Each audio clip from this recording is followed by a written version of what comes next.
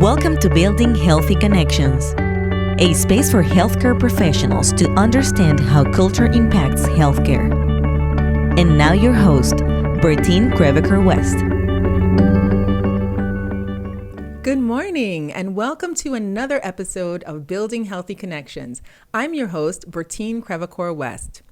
We'd like to start out by saying thank you to everyone that tuned in last week to our podcast regarding our discussion on certification and certificate. It was a really great turnout. We thank you for all of your questions. So please keep sending us your questions. We are excited to answer them. You can find us at www.buildhealthyconnections.com. So today I'd like to talk to you about our next topic, useful tips for working with medical interpreters. So although this conversation today will be for medical interpreters, it's specifically geared towards our providers because they are an important part of the process too. But before we go into that, I wanted to share an experience that happened yesterday with all of you. Yesterday, I was on my way to a soccer match and I had to go into the community center of a church and I had no idea where it was. So I walked in and I saw a gentleman there. And so I looked at him and I said, hello. And he looked at me and he didn't say anything. So I thought, okay, well, some people just don't say hello for whatever reason. He could have been tired. I don't know. But then I realized that I was really lost and I needed to get to this soccer game. I promised a friend that I would be there, so it was important. So I looked at him and I asked him, I said, sir, do you know the way to the gym? And he looked at me and he said 3 words, very little English. And then I thought, okay, that would explain why he didn't say hello when I first said hi. So then I thought, okay, well, this has happened to me many times before in life. So what am I going to do? And I looked at him and I decided, I didn't assume, but I decided to take a chance. And I thought, well, maybe I speak one of the languages that he speaks. So I took a chance and asked him in his language, thankfully it was the right one, where is the gym, sir? Can you help me? And then, I kid you not, the look on his face totally changed. His demeanor totally changed. He looked at me and he smiled and he answered me back in his target language. And he said, sure, it's outside, 2 buildings, and then you make a right turn. And then I said, oh, okay, great. He said, you know what? I'm even going to show you. I said, thanks so much. So he ended up taking me to the gym. I made it to the soccer match. I saw my friend who was coaching the game, and then it was a great day. I thanked him, and then he went off to go about the rest of his evening. So why was that story relevant to what we're going to discuss today? I will tell you. This is an example of cultural competence and language access and how it can change an entire situation.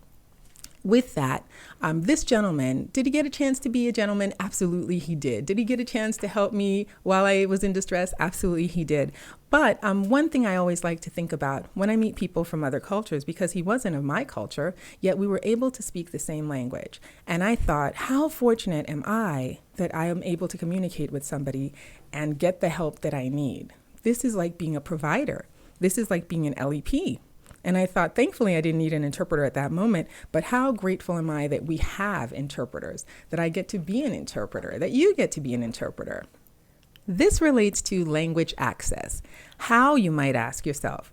Well, I'll tell you. Language access refers to the ability to get information in the language that you understand best. Now, again, that takes us to the term limited English proficiency. This person did speak English, as did I, but their English was limited. So what did I have to do? I had to provide a place where they can find communication, where we can communicate in the language that they understood and that I understood, right? So in a sense, I was acting as my own interpreter. And so this takes me to our providers and our interpreters. And even before we start getting deeper into the conversation of language access and our providers and interpreters, I want to share a quote with you from Nelson Mandela that really touches me as an interpreter. He said once, when you speak a language, people will understand you and you will speak to that person's brain. But when you speak that person's particular language, you're speaking to that person's heart. So that's what I came away with during my interaction with this gentleman yesterday evening. And really that enriched the experience that we both had. And that was just for something as small as directions. So think about the impact language access and cultural competency would have with relation to a provider and a medical interpreter.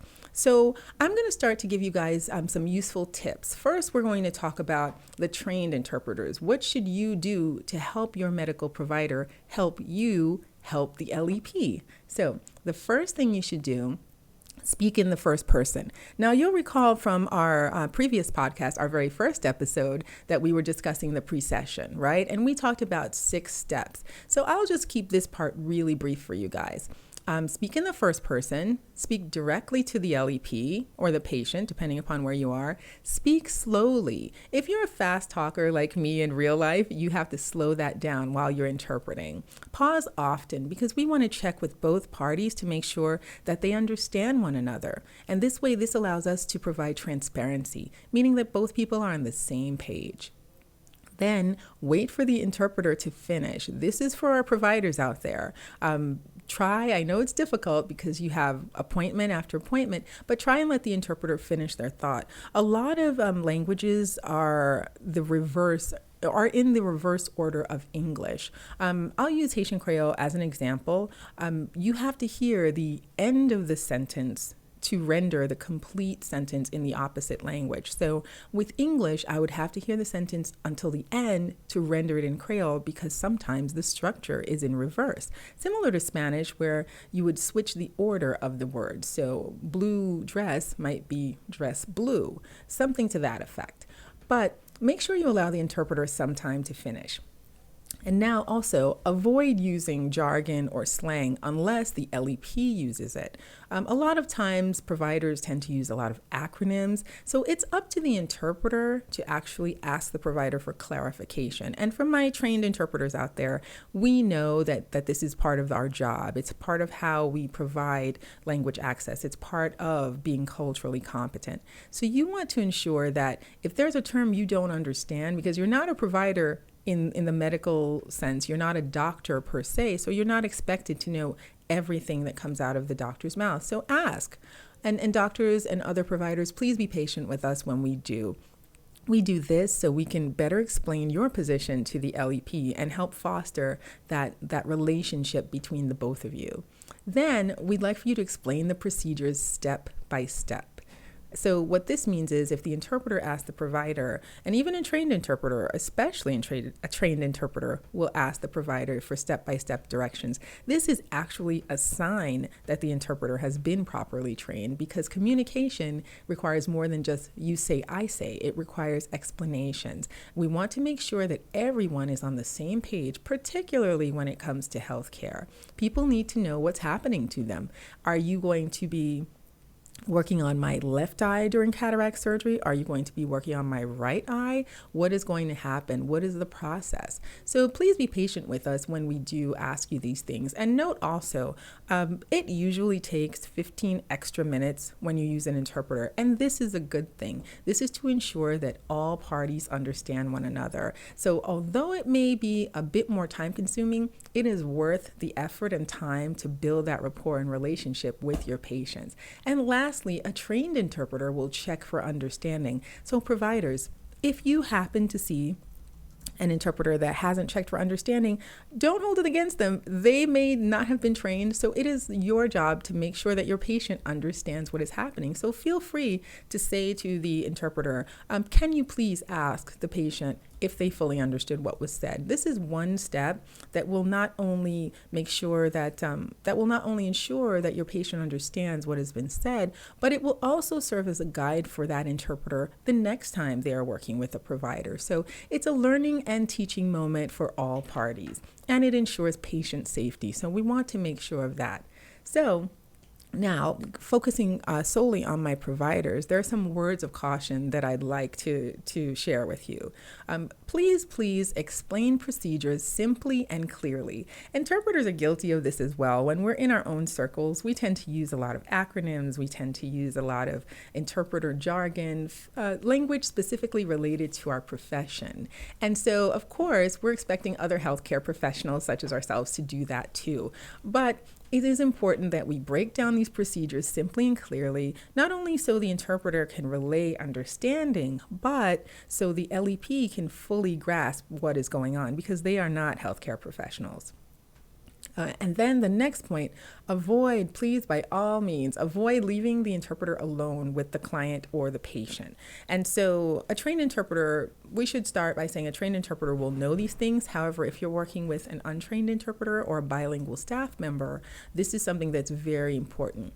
Why is it important? It's important because this has happened before, and we want to ensure that it doesn't happen again. When you leave an interpreter alone with an LEP or a patient, that patient, because of a shared language with the interpreter, may want to divulge information that the interpreter has no business knowing. And then let's say you come back into the room. That LEP or that patient may say, no, I didn't say that. So we want to avoid any kind of impropriety. We also want to ensure patient safety, because in one instance, an LEP said that an interpreter made advances towards them. So of course, we're going to always side with the LEP. And this is something interpreters need to be aware of.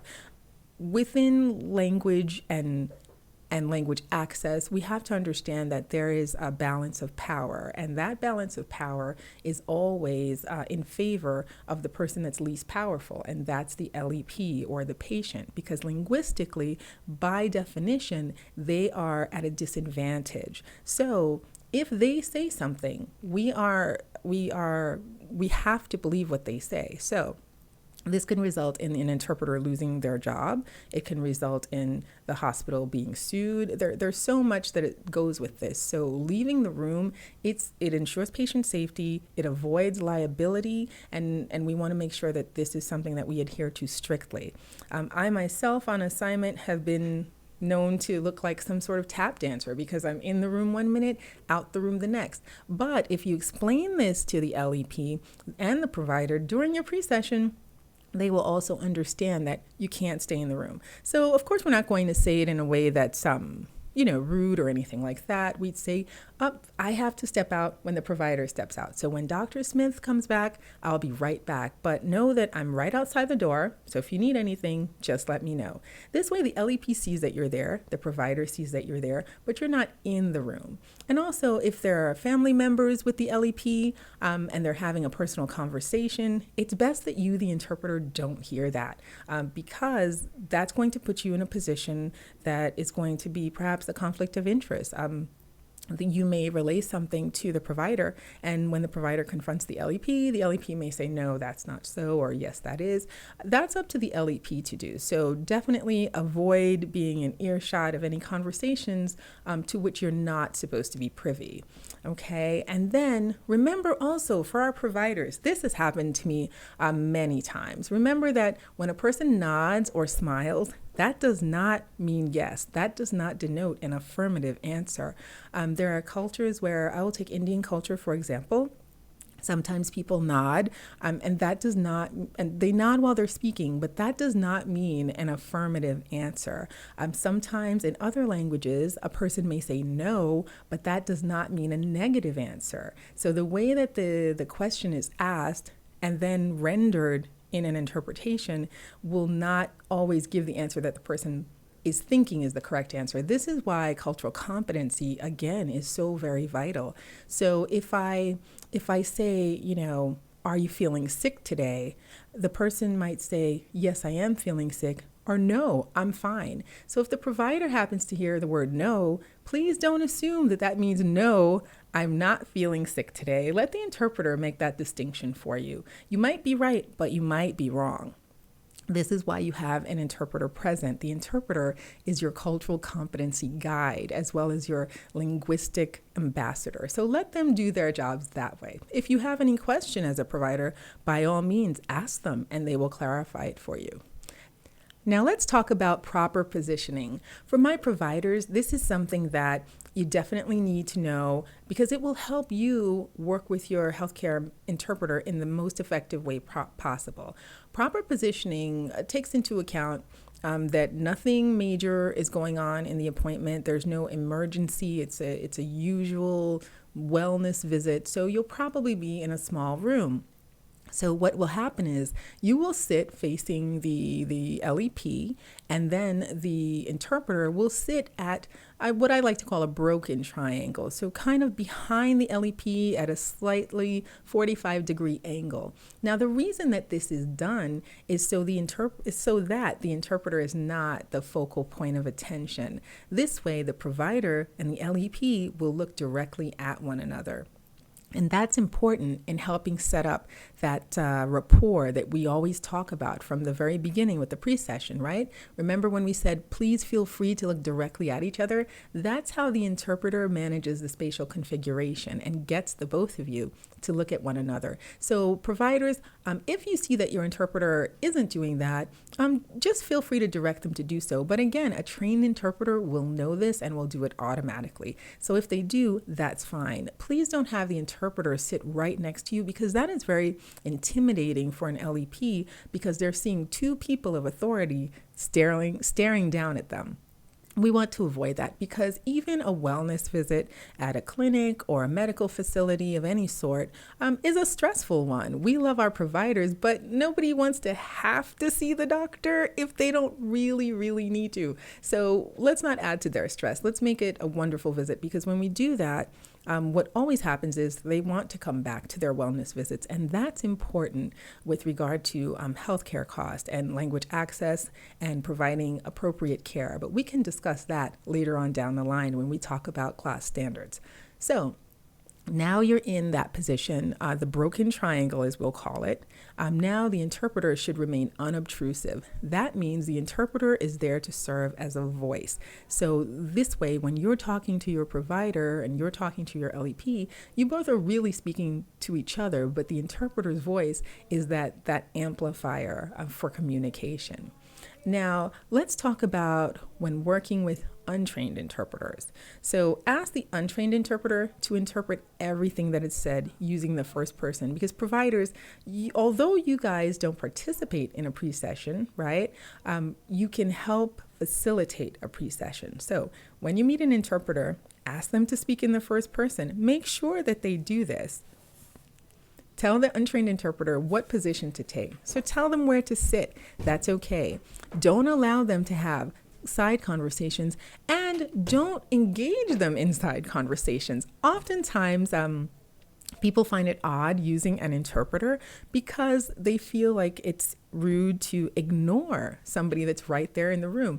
Please understand, the trained interpreter will not feel ignored in any sense. The way we do our job is if the both of you, the provider and the LEP, pay little attention to us and speak just to each other. Our purpose is to be the voice box for the both of you. So please do not engage the interpreter in sidebar conversations. However, if you do, a trained interpreter will interpret those conversations. So it's really important for you to understand that transparency is key, particularly in healthcare interpreting encounters or what providers would call appointments. So make sure that whatever you said, as the interpreter told you during the pre-session, everything you said will be interpreted. So make sure that whatever you say is something that you want to be interpreted. All right. Sometimes our providers have maybe mentioned side comments, and it doesn't matter whether they're considered good or bad. Interpreters, part of our code of ethics is to be non-judgmental. So we're not judging you on what you're saying, but understand that you will be held responsible linguistically for what you're saying because the interpreter has to interpret it. All right. So I always say, let's think twice before we say anything that we may regret. And now we'd like to thank our sponsors who've made this program possible. The West Linguistic Training Group, LLC, offers a variety of innovative training courses that promote corporate training, media and school translation services, interpreter education, and mediation services.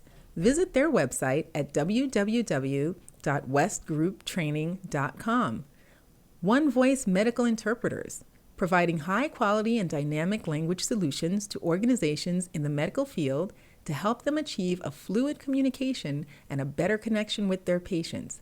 Visit their website at www.onevoicemedical.com. And now we're going to end this podcast with 3 key strategies that I'd like for each of you to take with you. First, speak directly to the patient or client, not to the interpreter. Once the interpreter has performed their pre-session and has made the appropriate introductions between themselves, the provider, and the LEP, there's no need to speak to the interpreter directly unless the interpreter asks you for a pause or you need some clarification.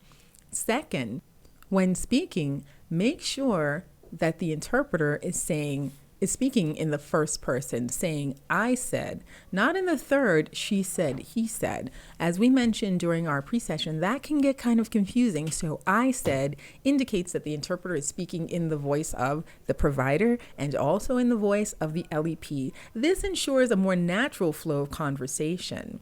And third, make sure the interpreter interprets everything without summarizing the information being transmitted. Summarization is not a part of accurate interpretation. If there's something you as a provider did not understand or was not clear during the interpretation process, please ensure that you ask the interpreter for clarification as this is occurring, not afterwards, because then the interpreter is not interpreting. They would be summarizing what took place. And for you interpreters out there, you should never change the message, summarize, take over the encounter, give advice or opinions, have side conversations, or quote unquote, help the patient outside of the encounter. We'll talk more about this in upcoming episodes when we discuss difficult situations. Thank you so much for tuning in to this week's episode of Building Healthy Connections. Please continue to tune into our podcast. We love receiving your feedback. So please also share this with anyone you think might find it interesting. Providers, doctors, nurses, healthcare administrators, fellow interpreters for sure. We welcome any questions you might have. So we look forward to you tuning in next time. And thank you once again for joining us for our 3rd episode of Building Healthy Connections. I'm your host, Berthine Crevecoeur-West, and I look forward to speaking with you again next time. Thanks for listening to this episode. Stay connected through our website, www.buildhealthyconnections.com, or through our social media channels.